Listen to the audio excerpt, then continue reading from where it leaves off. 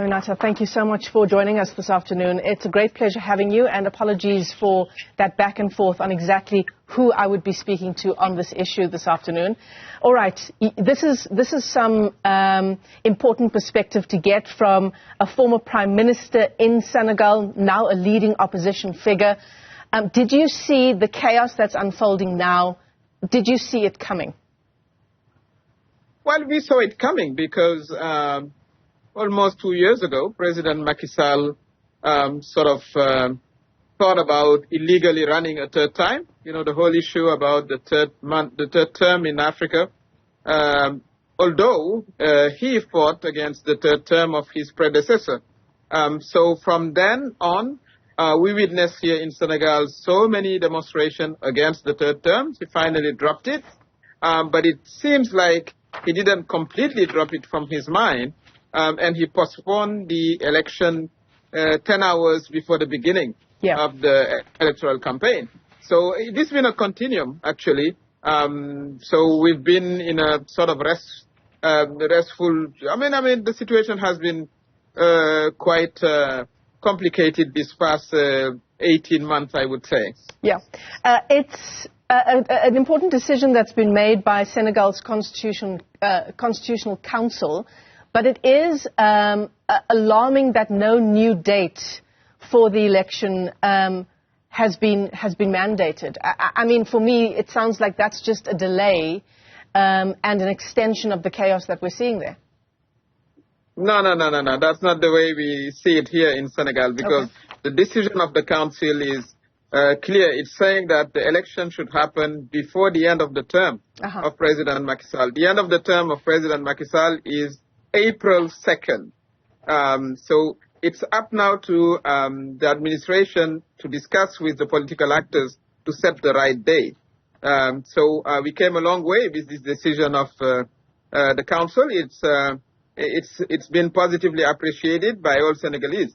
So that's the situation. So now there will be discussion between the Minister of Interior in charge of organizing the election and the actors, but by any case, we cannot go beyond 2nd of April. In 2nd of April is the end of the second term of President Sall. Is there any doubt in your mind that that President Macky Sall will abide by this ruling? This morning we heard the government spokesman who said that they are taking note of the decision of the Constitutional Council. So that was a positive move. You may have followed the demonstration this past day.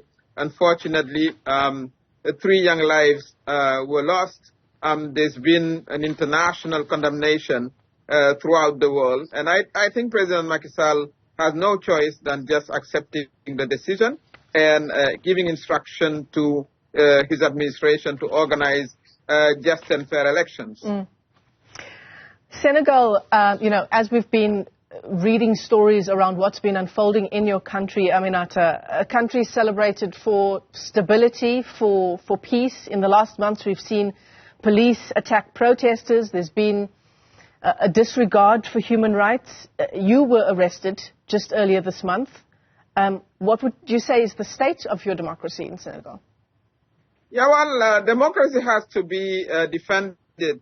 We should never take it as a final, progress, and that's what we noticed here. When President Macky Sall sort of envisaged to run a third time, he became more repressive. You could see the police also being more aggressive toward demonstrators, and we had to face it, because I think the good thing about it is the Senegalese people, particularly young people, took the street to defend the democratic process, because himself, Macky Sall, was elected through a democratic process. So the lesson to learn is never take democracy for granted. You have to nurture it, you have to defend it, and we have to pass the value to our young people and to our young girls and women.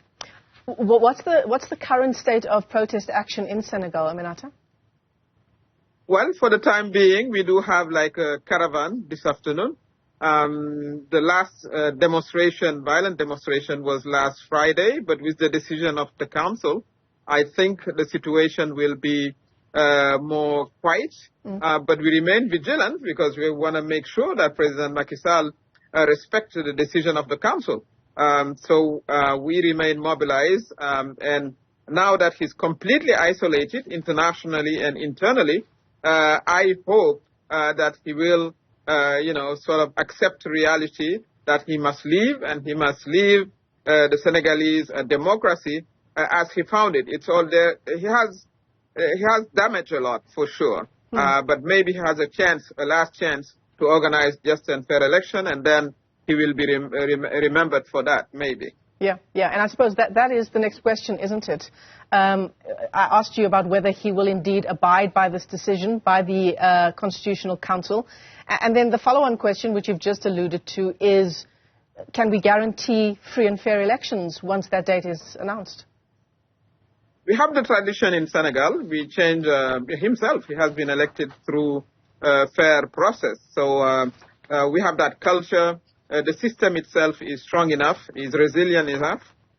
So rig election is going to be almost impossible. So the decision of the Constitutional Council is sort of a relief for many Democrats, but we have to still remain mobilized and vigilant.